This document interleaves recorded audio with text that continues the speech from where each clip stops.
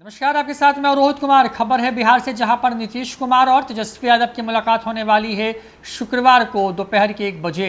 ये मुलाकात बिहार विधानसभा का जो विस्तारित भवन है वहां पर होगा, सेंट्रल हॉल में। बताया जा रहा है कि तेजस्वी यादव के साथ महागठबंधन से जुड़े हुए दूसरे जो बड़े चेहरे हैं वो भी होंगे। इस मुलाकात के पीछे की जो वजह है वो ये है कि राज्य के अंदर में जातीय आधार पर जनगणना कराई जाए। इसको लेकर के प्रधानमंत्री मोदी से नीतीश कुमार की अगुवाई में एक जो डेलीगेशन टीम है वो मुलाकात करे, और इसी के लिए तेजस्वी यादव अपना प्रस्ताव लेकर के बिहार के मुख्यमंत्री से मिलेंगे। इसके पहले तेजस्वी यादव ने पटना में विधानसभा के अंदर ही एक तरीके से बयान देते हुए कहा था कि वो चाहते हैं कि इस पूरे मामले पर, क्योंकि सदन में दो बार ये पूरा प्रस्ताव पारित हो चुका है, लिहाजा बिहार के अंदर में जातीय आधार पर जनगणना हो, इसको लेकर के प्रधानमंत्री मोदी से एक डेलीगेट नीतीश कुमार की अध्यक्षता में मिले, जिसमें सत्ता पक्ष के साथ साथ विपक्ष के भी लोग शामिल हों। और उस मुलाकात के साथ ही तेजस्वी यादव ने इस बात का इशारा किया था कि अगर वो मिलते हैं तो इसका फायदा ये होगा कि केंद्र सरकार पर दबाव बनेगा और जाति के आधार पर जनगणना होगी। दरअसल जाति के आधार पर जनगणना का जो हिसाब किताब है वो उसको लेकर के कई राज्यों में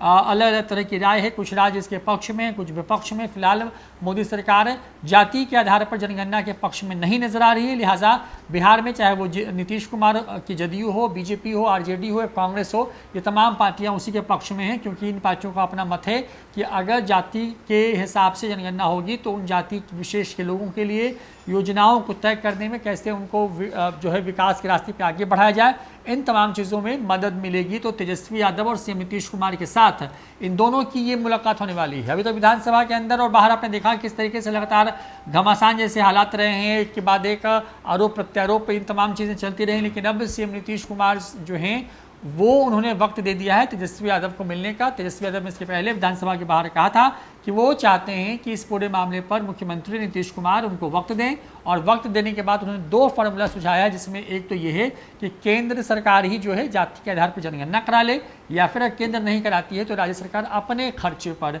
कर्नाटक के तर्ज पर इसी तरीके से जाति की जनगणना को कराए, ताकि जो आंकड़े हैं वो सामने आ पाएँ।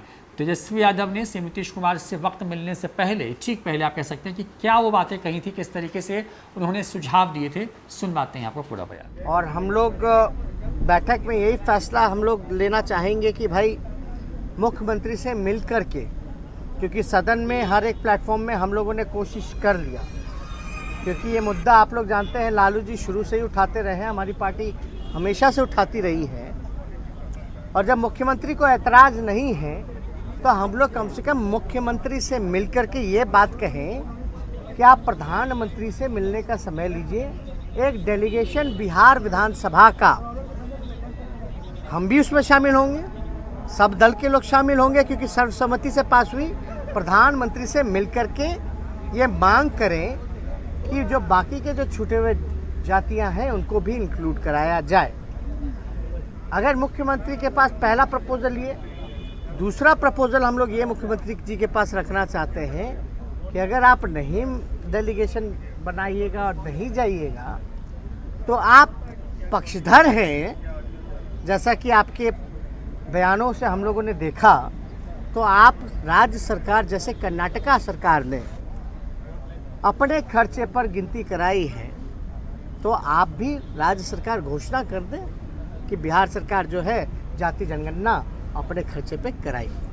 तो इसको लेकर के हमारी अहम बैठक अभी हमारे चैम्बर में होने वाली है, जिसमें कि विपक्ष के नेता हैं। फिर हम लोग जो है मुख्यमंत्री से समय मांगेंगे।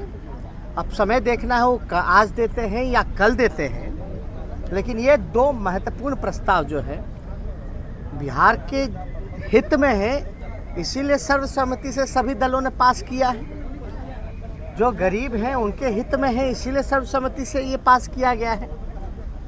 इसलिए हम लोग चाहते हैं कि ये काम हो, और इस पे हम लोग सब लोग बैठ करके भी